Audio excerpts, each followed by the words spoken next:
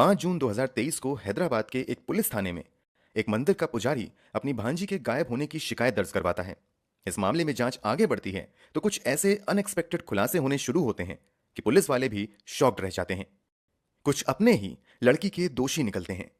पूरा मामला अवैध संबंध, झूठ और धोखाधड़ी का निकलता है।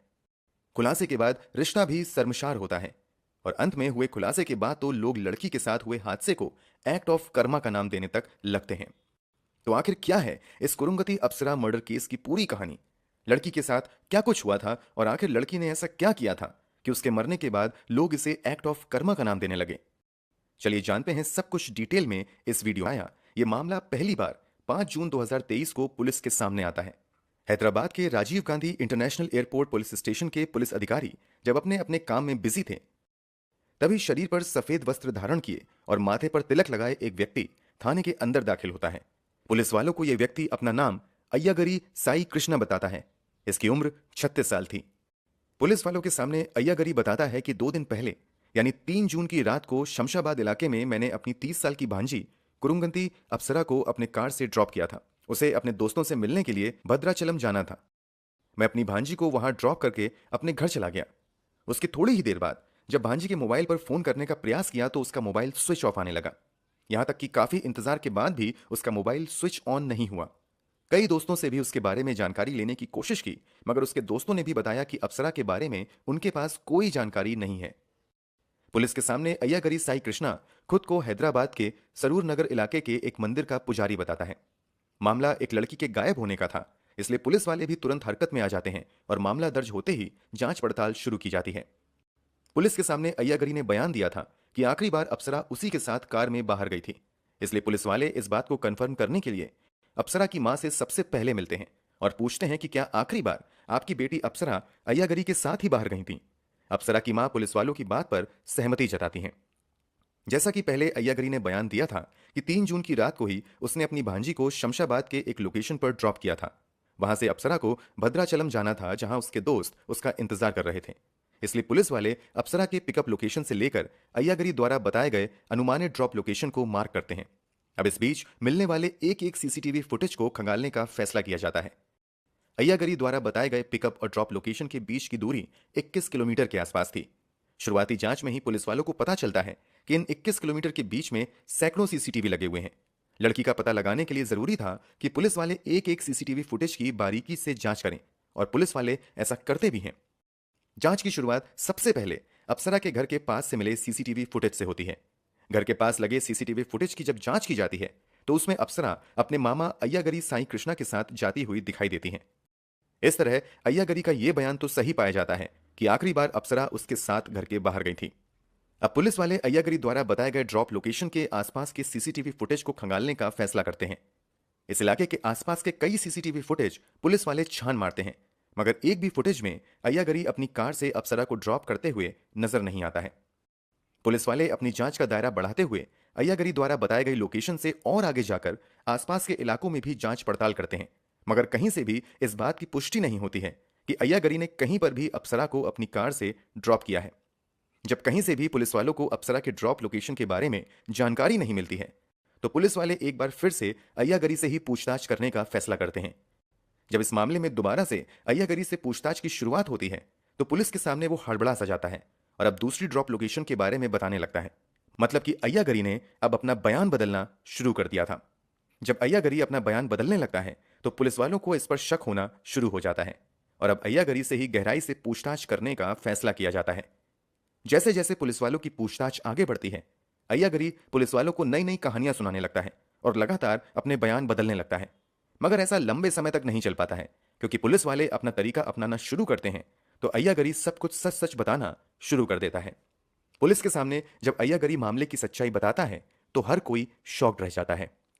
अय्यागरी पुलिस वालों को बताता है कि उसने अपनी भांजी अप्सरा को कहीं भी ड्रॉप नहीं किया था, बल्कि उसने उसे मार दिया है। पुलिस वालों के सामने अय्यागरी बयान देता है कि 3 जून की रात घूमने जाने के बहाने से अपनी भांजी अप्सरा को वो अपनी कार में बैठाता है। फिर वो उसे शमशाबाद के एक बेहद ही सुनसान इलाके में पहाड़ी के ऊपर लेकर चला जाता है। यहाँ इन दोनों में किसी बात को लेकर बहस होती है और फिर यहीं पर एक बड़ा सा पत्थर उठाकर अय्यागरी अपनी भांजी के मुंह पर जोर से मार देता है। एक बार नहीं बल्कि लगातार अय्यागरी अप्सरा के चेहरे पर पत्थर से वार करता है और बड़ी बेरहमी से उसे कुचलकर मार देता है। अपनी भांजी की जान लेने के बाद अय्यागरी को लाश ठिकाने लगाने की चिंता सताने लगती है। इसलिए पहले तो वो लाश को एक प्लास्टिक में अच्छे से लपेटता है और फिर उसे अपनी कार की डिग्गी में रखकर एक ऐसी जगह की तलाश में लग जाता है जहां लाश को जलाया जा सके। इस तलाश में वो एक और सुनसान जगह पर पहुंचता है और अपनी कार खड़ी करके लकड़ी की तलाश में लग जाता है, मगर उसे एक लाश को जलाने लायक लकड़ी नहीं मिलती है। इसके अलावा उसे पकड़े जाने का भी डर सताने लगता है। इसलिए अब वो लाश को जलाने का अपना फैसला बदल देता है और अब दूसरे तरीके से लाश को ठिकाने लगाने का प्लान बनाने लगता है। लाश को गाड़ी की डिग्गी में ही रखकर वो उसे कुछ देर तक अपने घर की पार्किंग में ही खड़ी रखता है और फिर मौका मिलते ही कार लेकर उस मंदिर के पीछे चला जाता है जहां वो पुजारी के तौर पर काम किया करता था। इस मंदिर के पीछे मंडल रेवेन्यू अफसर का दफ्तर था। इस दफ्तर के पास एक बड़ा सा मैनहोल था। जब चारों तरफ सन्नाटा पसर जाता है तो अय्यागरी अपनी कार को इसी मैनहोल के पास लेकर जाता है और मौका पाते ही अफसरा की लाश को उसी मैनहोल में डालकर इसका ढक्कन बराबर से बंद कर देता है। कोई कभी भी इस लाश तक ना पहुंच पाए, इसलिए अय्यागरी 2 ट्रक मिट्टी भी उस मैनहोल के ऊपर डलवा देता है। हालांकि 2 ट्रक मिट्टी डालने के बावजूद अगले दिन अय्यागरी नोटिस करता है कि थोड़ी थोड़ी बदबू मैनहोल से बाहर आ रही है। इसलिए वो फिर मिट्टी हटाकर पहले मैनहोल के ऊपर अच्छे से सीमेंट का प्लास्टर चढ़ा देता है, फिर उसे मिट्टी से ढक देता है। अब अय्यागरी को लगने लगता है कि उसने सही जगह लाश को ठिकाने लगा दिया है और अब वो कभी भी पकड़ा नहीं जाएगा। हालांकि एक समस्या थी कि उसकी बहन जानती थी कि अप्सरा को आखिरी बार अय्यागरी ही लेकर बाहर गया है। ऐसे में वो पुलिस से शिकायत कर सकती थी। इसलिए किसी को शक ना हो, इसलिए अय्यागरी खुद ही पुलिस के पास जाकर अपनी भांजी के गायब होने की शिकायत दर्ज करवा देता है। मगर उसकी ये चालाकी काम नहीं आती है और पुलिस के सामने उसका झूठ पकड़ा जाता है। अब पुलिस वाले हत्या की मोटिव के बारे में पता लगाने का फैसला करते हैं। जब पुलिस वाले अय्यागरी से हत्या के कारण के बारे में जानने की कोशिश करते हैं तो अय्यागरी कुछ और चौंका देने वाला खुलासा करता है। अय्यागरी के खुलासे के मुताबिक अप्सरा और अय्यागरी पिछले काफी समय से एक दूसरे के साथ रिलेशनशिप में थे। दोनों एक दूसरे को प्यार करने लगे थे। देखते ही देखते दोनों का प्यार इतना ज्यादा बढ़ जाता है कि दोनों एक दूसरे के बेहद ही करीब आ जाते हैं और फिर एक दिन उसे पता चलता है कि अप्सरा गर्भवती हो गई हैं।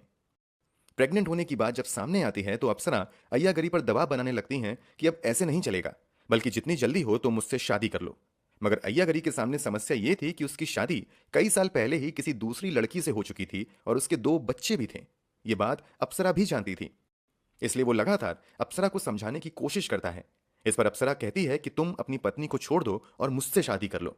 चूंकि अप्सरा और अय्यागरी का पहले से ही एक रिश्ता था, इसलिए अप्सरा की लाख जिद के बावजूद अय्यागरी शादी के लिए मना करता रहता है।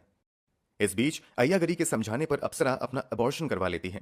अबॉर्शन के बाद भी वो लगातार अय्यागरी पर शादी के लिए दबाव बनाती रहती है। इसी के बाद अय्यागरी खौफनाक प्लान बनाना शुरू करता है और फिर 3 जून की रात आखिरी बार लॉन्ग ड्राइव के बहाने अप्सरा को लेकर घर से बाहर निकलता है। फिर उसे एक पहाड़ी पर ले जाता है। यहां वो उसे समझाने की कोशिश करता है कि वो चाहकर भी उससे शादी नहीं कर सकता है, मगर यहां भी अप्सरा कुछ समझने के लिए तैयार नहीं होती है। अय्यागरी के मुताबिक जब अप्सरा किसी भी तरीके से समझने के लिए राजी नहीं होती है तो वो एक बड़ा सा पत्थर उठाकर अप्सरा के चेहरे पर मार देता है और फिर वो लगातार हमले करके तब तक अप्सरा को मारता है जब तक कि उसे अप्सरा के मरने का यकीन नहीं हो जाता है। इस खुलासे के बाद अय्यागरी को गिरफ्तार करते हुए पुलिस कस्टडी में भेज दिया जाता है। पुलिस जांच में अय्यागरी का इंटरनेट सर्च हिस्ट्री भी सामने आता है, जिससे पता चलता है कि उसने अप्सरा की हत्या करने से पहले इंटरनेट पर सर्च किया था, how to kill human being. आगे कुछ दिनों की पूछताछ के बाद पुलिस वाले इस पूरे मामले का खुलासा करते हैं। एक मामा भांजी के अवैध रिश्ते और हत्या की खबरें बाहर आते ही सुर्खियां बटोरना शुरू कर देती हैं और आसपास के राज्यों की अखबारों में भी इस खबर को कवर किया जाता है। अब यह खबर जब तमिलनाडु पहुंचती है तो अप्सरा से जुड़ा एक बेहद ही हैरान कर देने वाला खुलासा होता है। दरअसल जब यह खबर मीडिया के जरिए तमिलनाडु में रहने वाली धनलक्ष्मी नाम की महिला तक पहुंचती है तो वो मीडिया वालों के सामने एक चौंका देने वाला खुलासा करती है। दरअसल वो बताती है कि अय्यागरी ने जिस लड़की कुरुंगती अप्सरा की हत्या की है वो उसकी बहू है और इस बहू के चलते उसके बेटे ने आत्महत्या कर ली थी।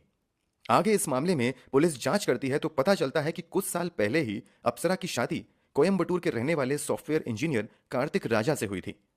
कार्तिक राजा एक बड़ी कंपनी में काम करता था जहां उसे सैलरी के तौर पर अच्छा खासा पैसा मिल रहा था। कार्तिक की मां के अनुसार शादी के बाद अप्सरा की मां के अरुणा भी अपनी बेटी के यहां ही रहने चली आती हैं।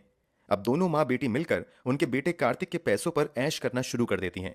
ये लोग आए दिन 5 स्टार होटल में जाकर खाना खाने लगते हैं। रोजाना कार्तिक पर शॉपिंग करवाने का दबाव बनाने लगती हैं।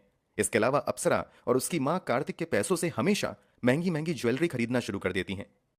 ये बात सच थी कि कार्तिक अच्छा पैसा कमा रहा था, मगर जब कार्तिक की बीवी और सासू मां बेतहाशा पैसा खर्च करने लगती हैं तो कार्तिक की भी आर्थिक स्थिति गड़बड़ा जाती है और वो अपनी सासू मां और बीवी के शौक को पूरा करने के लिए 25 लाख का लोन ले लेता है। कार्तिक की मां के अनुसार दोनों मिलकर कार्तिक का ये पैसा भी खत्म कर देते हैं। इसके बाद भी ये लोग कार्तिक पर ज्यादा पैसे देने का दबाव बनाने लगते हैं, मगर अब कार्तिक की हिम्मत जवाब देने लगती है और वो अब पैसा देने से मना कर देता है। कार्तिक की मां के अनुसार जब कार्तिक पैसा देने से मना कर देता है तो अप्सरा अपनी मां के कहने पर कार्तिक पर दहेज उत्पीड़न का केस दर्ज करवा देती हैं। केस दर्ज होते ही पुलिस वाले कार्तिक को गिरफ्तार कर लेते हैं, फिर उसे जेल में डाल दिया जाता है। 15 दिन बाद बेल मिलने के बाद जब कार्तिक जेल से बाहर आता है तो समाज में उसे काफी ताने सुनने को मिलते हैं। इस शर्मिंदगी की वजह से कार्तिक एक दिन अपने हाथों से ही अपनी जीवन लीला समाप्त कर लेता है। जब कार्तिक की मौत की जानकारी अप्सरा और उसकी मां को मिलती है तो दोनों ज्वेलरी और पैसा लेकर रातों रात चुपके से हैदराबाद चली जाती हैं। कोई भी इन दोनों से संपर्क न कर पाए, इसलिए दोनों अपना पुराना सिम भी बंद करवाकर नया नंबर ले लेते हैं। अब यहीं हैदराबाद में रहते हुए अय्यागरी और अप्सरा की नजदीकियां बढ़ती हैं और फिर ये नजदीकी बढ़ते बढ़ते अप्सरा की मौत पर जाकर खत्म होती हैं।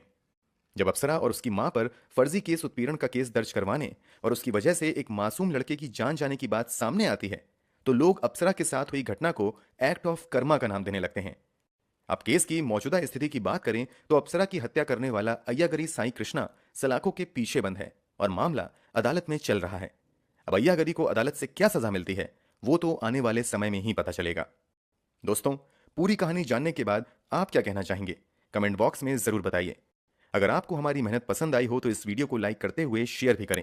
अगर आपने अब तक क्राइम की कहानी चैनल को सब्सक्राइब नहीं किया है तो जल्दी से चैनल को सब्सक्राइब कर लेटेस्ट वीडियो के लिए बेल आइकन जरूर दबाएं। ऐसी ही कहानियों के लिए हमारे साथ लगातार बने रहें। धन्यवाद।